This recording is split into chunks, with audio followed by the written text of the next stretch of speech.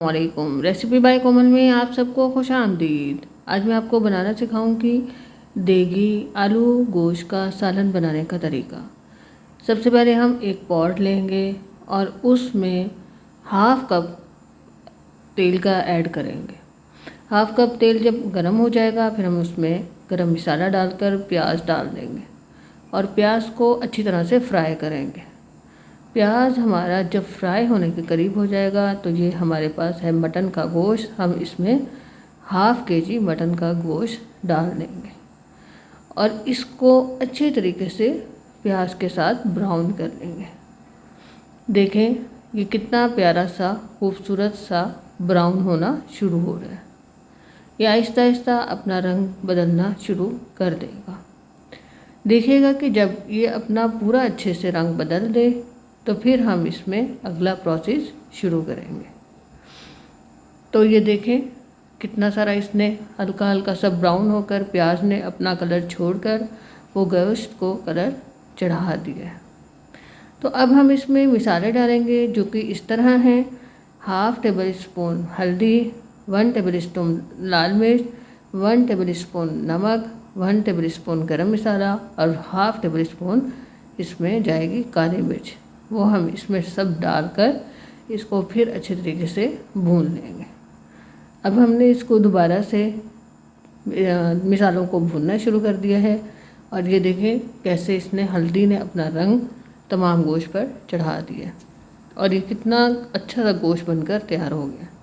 پھر ہم ایسا کریں گے کہ اس میں ٹماٹر، ادرک لہسن کا پیسٹ اور 1 ہری مرچ کاٹ کر وہ بھی ڈال کر اس کو اچھے طریقے سے بھون لیں گے۔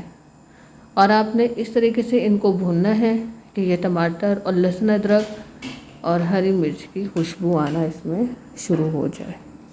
گوشت کو ہم بھون لیں گے اچھے طریقے سے اور یہ اچھے سے بھون جائے گا اور مسالہ اس میں تمام گل جائے گا اور ساتھ ہی ہم اس میں 1 پیالی دہی کو لے کر اچھی طرح پھینٹ کر اس کو بھی ہم گوشت میں ایڈ کر دیں گے۔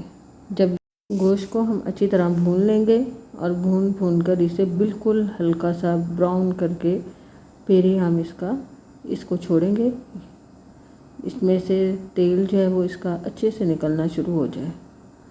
اب ہم نے اس میں دہی ڈال دیا ہے اور یہ دیکھیں دہی ڈال کر کتنی پیاری سی اس کی شکل بن کر ریڈی ہو رہی ہے۔ اب جب سب کچھ ہم نے ڈال لیا ہے تو اب اس میں ہم آلو ڈال دیں گے۔ آلو موٹے موٹے کاٹ کر آپ نے ڈالنے ہیں کیونکہ ہم دیگی آلو گوشت کا سالن بنا رہے ہیں تو اچھے سے آپ نے اس میں اب آلو کی بھنائی کر لینی ہے 5 سے 7 منٹ تک۔ پھر ہم اس کو پریشر کوکر کا دم لگائیں گے کیونکہ اب یہ گوشت بھی گلنا ہے اور آلو بھی گلنے ہیں۔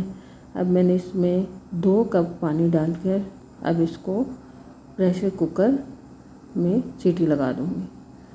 اب اس کو میں ڈھانپ دوں گی اور یہ سیٹی لگا دی۔